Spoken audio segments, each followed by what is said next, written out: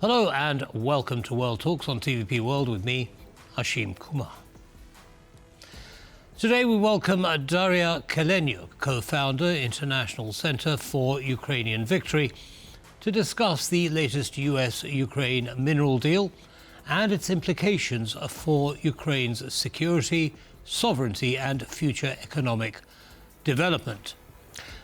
The agreement, which directs half of Ukraine's future revenue from natural resources into a jointly controlled fund with the US, has sparked intense debate. Will this deal strengthen Ukraine's position on the global stage, or does it raise concerns of economic dependence? Also, what about the security guarantees that President Zelenskyy has consistently demanded? Are they part of the deal? With President Zelenskyy's visit to Washington and ongoing US-Russia talks, we delve into the geopolitical stakes. Daria, thank you very much for joining us and welcome to TVP World. Good to be here.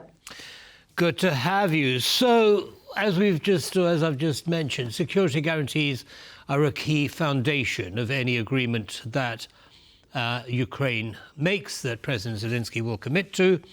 And the President is going to meet President Trump today for talks on that agreement. What are your thoughts on what the outcome might be? Well, I've read the draft agreement, which was leaked to media. And from what I see, this is basically agreement to sign an agreement. And it contains the language that security guarantees for Ukraine have to be considered when the agreement about the fund will be detailed and will be signed. So some wording in this agreement is more or less okay. It suggests that Ukraine received help from America, but it doesn't contain our obligation to pay back for the aid which we have received from America, basically under previous administration, for free. And basically that aid is not $500 billion and is not even $150 billion. It's about $110 billion, on which weapons is actually significant, but still similar to the amount which we have received from the European Union. So that was principal point for President Zelenskyy, not to have a debt for what we have received in the past. And it's good that this wording was cut from the agreement. But again, from my perspective, this is a pre-agreement which allows to win time and to restore relationships between President Zelenskyy and President Trump, which were heated through social media communication between two leaders, and the temperature of the communication must be lowered. So I think that it's a good thing for President Zelenskyy finally to travel to Washington to meet President Trump.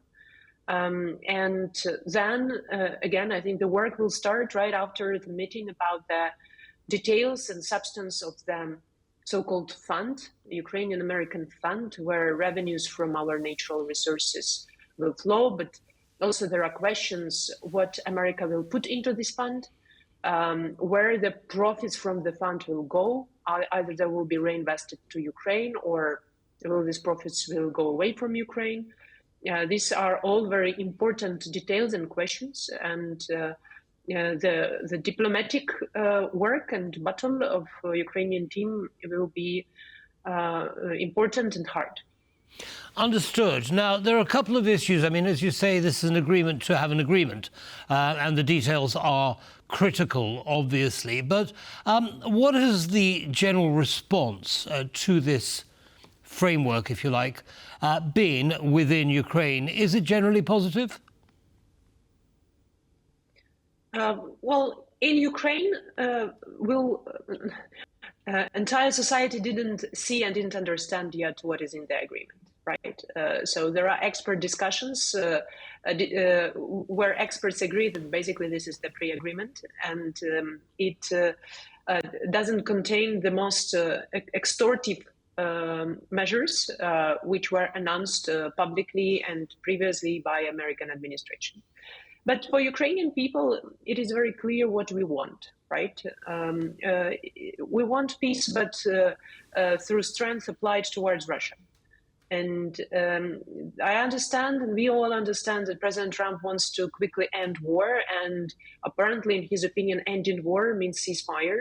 But Ukrainians have already had ceasefire many, many times with Russia during Minsk I, Minsk II process. And those ceasefires were violated because we didn't have security guarantees or security measures.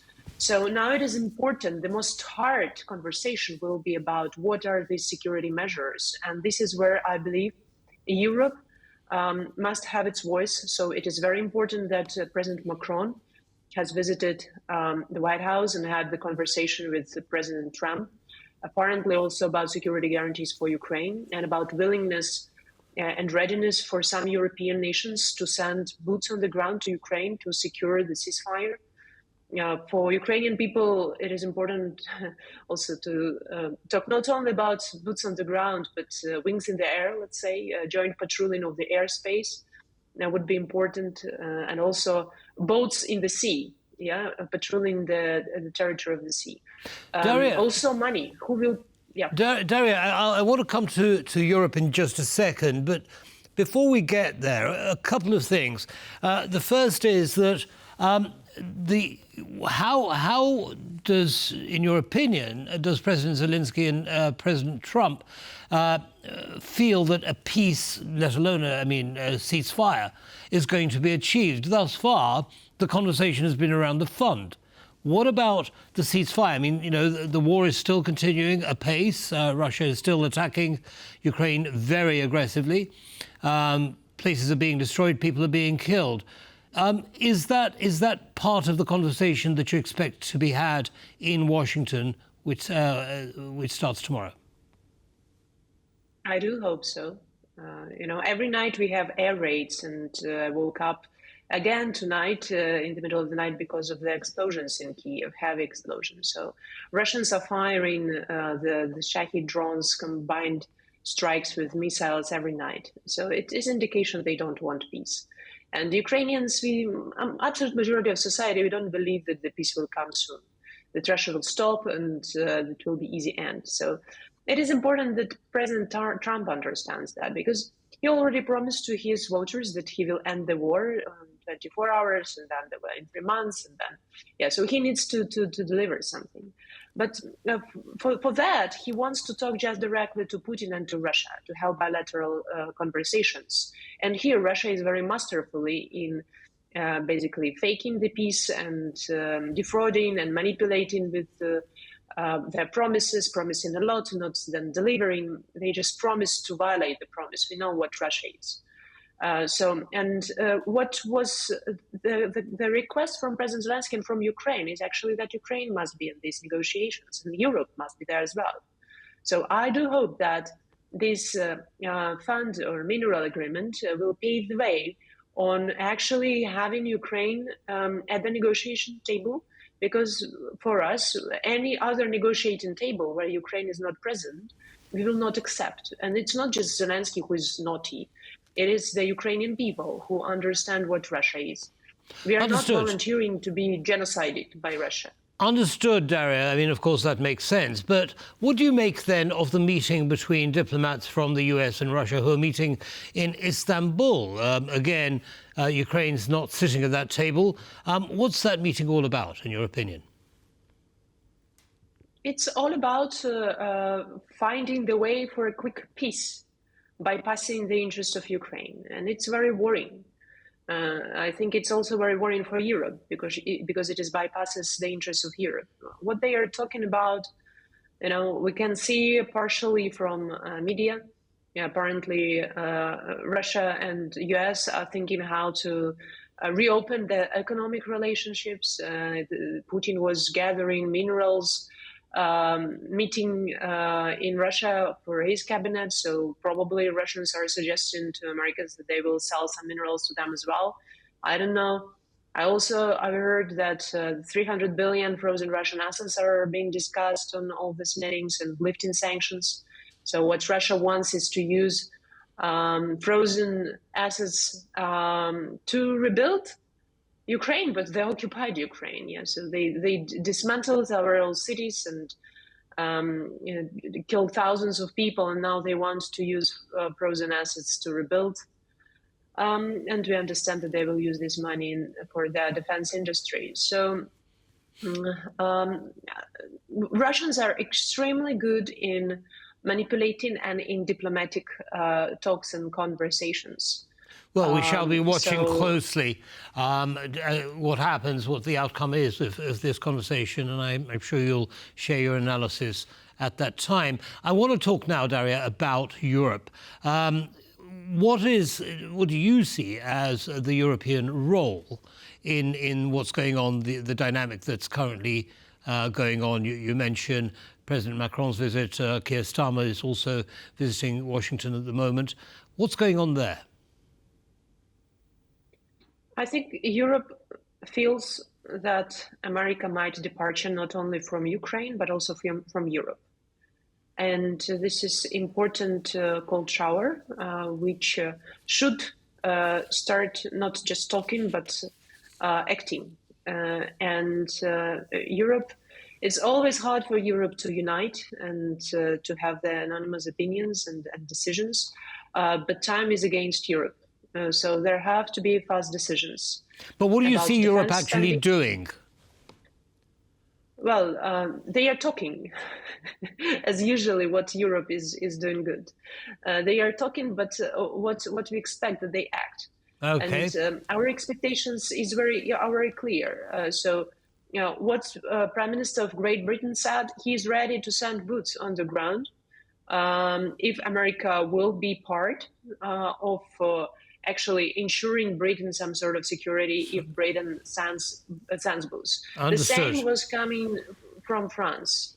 More countries have to jump in and support it. Well, we look forward to that, Daria. In the last few seconds that we have, very quickly, if you would, please, President Trump has talked about offering gold cards to people that can invest $5 million in the United States, including, it seems, Russian oligarchs, some of whom he considers to be quite nice people. Your comments?